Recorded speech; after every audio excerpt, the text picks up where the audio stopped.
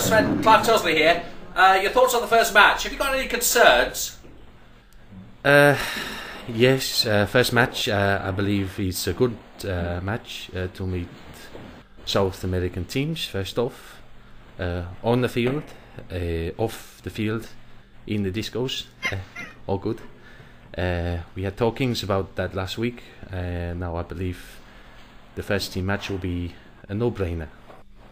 We will cut through Paraguay like a Husqvarna cutting through a tramp who is unwilling to pay his share into a socialist society.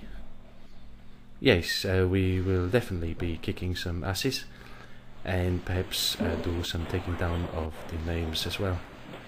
Shatana.